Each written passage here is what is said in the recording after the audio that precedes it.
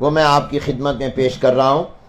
اہل سنت کے تمام مکاتب فکر، نمائندہ تنظیموں، مرکزی جامعات اور اہم شخصیات کے اس اجلاس کے اعلامیے میں یہ بات طے کی گئی ہے کہ 4 ستمبر یعنی کل آنے والا جمعۃ المبارک پورے ملک میں یوم مدح صحابہ کے طور پر منایا جائے گا انشاءاللہ۔ ملک بھر کے تمام خطباء کل اپنے جمعے کے خطبات میں جناب نبی کریم صلی اللہ علیہ وسلم کے صحابہ کرام کی عظمت و ناموس اور ان کی مدح و منقبت پر روشنی ڈالیں گے، اور اس کے ساتھ ساتھ ان تعلیمات پر بھی روشنی ڈالیں گے جو سرور کائنات جناب نبی کریم صلی اللہ علیہ وسلم نے اپنے صحابہ کی توہین اور گستاخی کرنے والوں کے بارے میں ارشاد فرمائے ہیں۔ آج کے اس اجلاس میں مطالبہ کیا گیا کہ صحابہ کرام کی شان میں گستاخی کرنے والے عناصر کو فوری طور پر گرفتار کر کے نشان عبرت بنایا جائے، اور جن جن جلوسوں اور مجالس میں گستاخی کا ارتکاب ہوا ہے ان کے لائسنس اور ان کے پرمٹ منسوخ کیے جائیں۔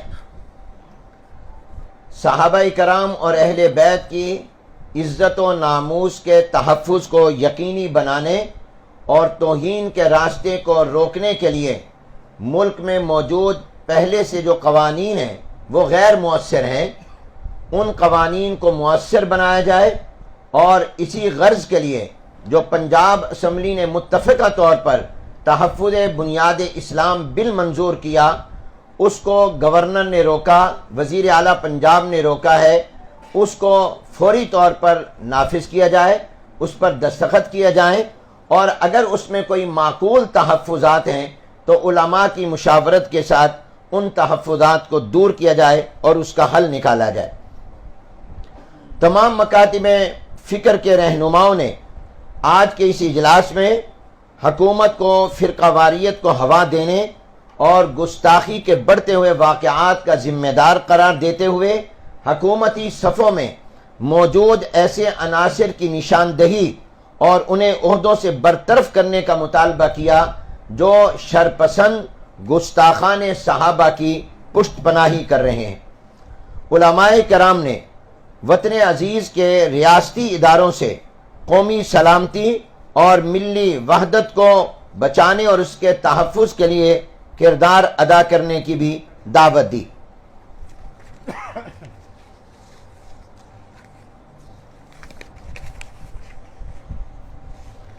اجلاس کے دوران کراچی، اسلام آباد اور ملک کے دیگر شہروں میں حضرات صحابہ کرام رضوان اللہ تعالی مجمعین کی گستاخی کے واقعات اور ان کے نتیجے میں پیدا ہونے والی صورتحال پر تفصیل سے غور و خوض کیا گیا۔ اجلاس میں شامل کرام اور نمائندہ شخصیات نے یہ کہا کہ اس وقت جوش سے زیادہ ہوش سے کام لینے کی ضرورت ہے۔ وطن عزیز کو عدم استحکام سے جو قوتیں دوچار کرنا چاہتی ہیں، ہم متحد ہو کر ان کی سازش کو ناکام بنائیں گے۔ اس وقت جو ملک سنگین صورتحال سے دوچار ہے، یہ صرف مذہبی اور صحابہ کی گستاخی کا ہی معاملہ نہیں بلکہ یہ قومی سلامتی کا معاملہ بھی ہے۔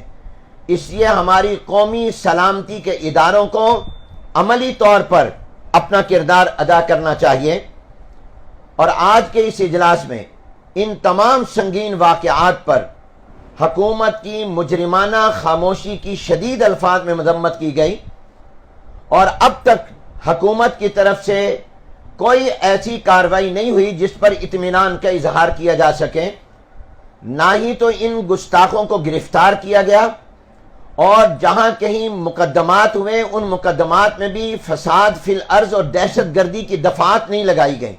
ہمارا مطالبہ ہے کہ اس پر فساد فی الارض اور دہشت گردی کی دفعات لگائی جائیں، اور ان کو جلد سے جلد خصوصی عدالتوں میں ان کی سماعت کے ذریعے ان مجرموں کو کیفر کردار تک پہنچایا جائے۔ جناب نبی کریم صلی اللہ علیہ وسلم کے صحابہ کرام سیدنا صدیق اکبر اور سیدنا امیر معاویہ رضی اللہ تعالی عنہما کی شان میں اور ازواج مطہرات کی شان میں گستاخی اور توہین ناقابل برداشت ہے۔ اس اجلاس میں یہ مطالبہ کیا گیا کہ حضرات انبیاء علیہم السلام، صحابہ کرام رضوان اللہ تعالی اجمعین، اہل بیت اطہار کی حرمت و ناموس کا تحفظ یقینی بنایا جائے۔ مقدس شخصیات کی توہین کی سزا کا موجودہ قانون ناکافی ہونے کی وجہ سے اس میں ترمیم کی جائے اور اسے مزید سخت کیا جائے۔ گستاخی کے مرتکب مجرموں کو فوراً گرفتار کر کے قرار واقعی سزا دی جائے۔ فرقہ وارانہ منافرت کے اسباب پر غور و خوض کر کے ان اسباب کا سد باب کیا جائے اور فرقہ پرستوں کے خلاف غیر جانبدارانہ کارروائیاں کی جائیں۔ ان تمام صورتحال کا جائزہ لینے کے بعد آج کے اس اجلاس میں ایک کمیٹی بھی بنائی گئی جو اجلاس میں پیش آمدہ تمام تجاویز کی روشنی میں آئندہ کا راہ عمل طے کرے گی، اور اس کمیٹی کے کنوینر جماعت اہل سنت پنجاب کے ناظم اعلیٰ علامہ محمد فاروق خان سعیدی صاحب ہوں گے۔ ان کے معاون جمعیت علماء پاکستان کے رہنما محمد ایوب مغل ہوں گے، اور ڈپٹی کنوینر مرکزی جمعیت اہل حدیث کے رہنما علامہ سید خالد محمود ندیم ہوں گے، اور اس کے رابطہ سیکریٹری حضرت مولانا زبیر احمد صدیقی صاحب ہوں گے۔ یہ کمیٹی میں آج کے اجلاس میں موجود تمام جماعتوں کے نمائندے ان کے ذمہ داروں سے لے کر اس کا حصہ بنائیں گے، اور سرپرست اعلیٰ محترم قاری محمد علی دھلندری صاحب کو متفقہ طور پہ چنا گیا ہے۔ میں اس کمیٹی کا خادم ہوں گا۔ یہ متفقہ سب کے ہیں، پورا ڈویژن سے لوگ ہیں۔ میں آپ میڈیا کا شکر گزار ہوں۔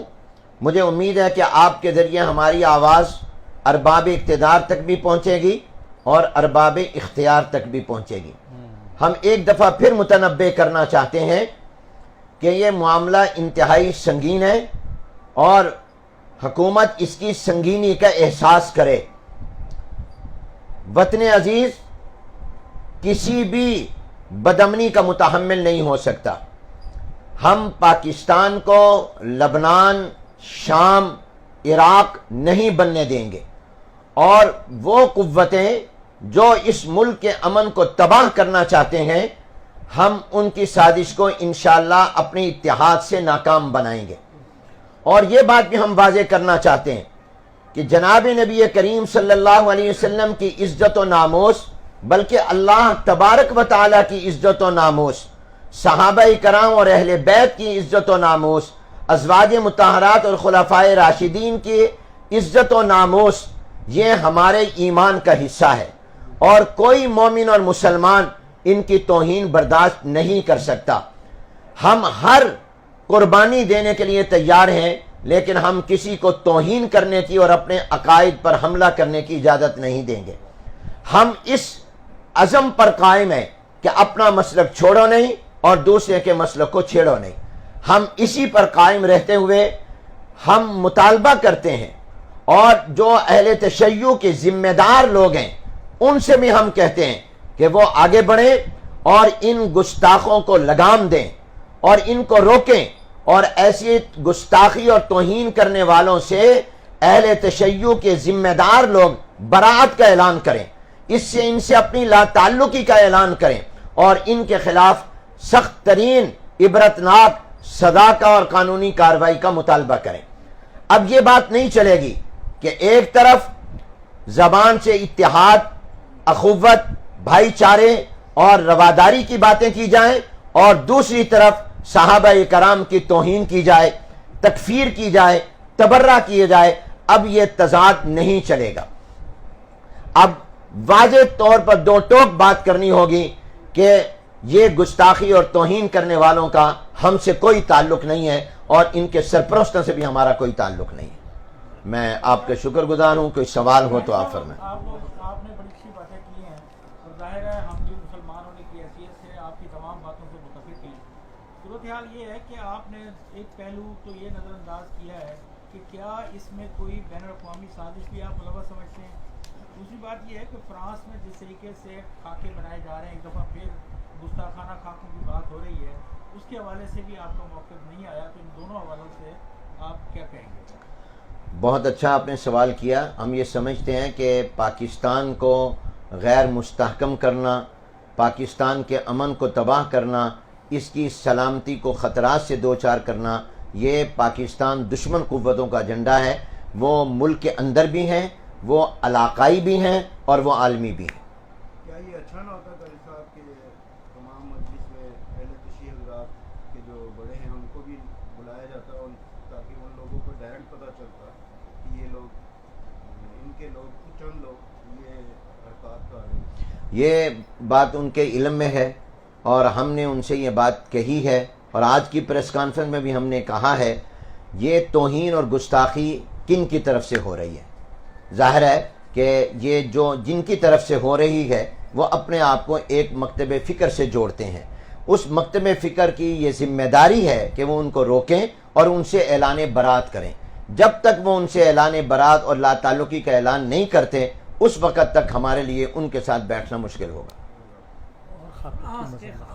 اسی طرح جو فرانس میں ایک دفعہ پھر جناب نبی کریم صلی اللہ علیہ وسلم کے توہین آمیز خاکے شائع کیے گئے، ہم اس کی مذمت کرتے ہیں.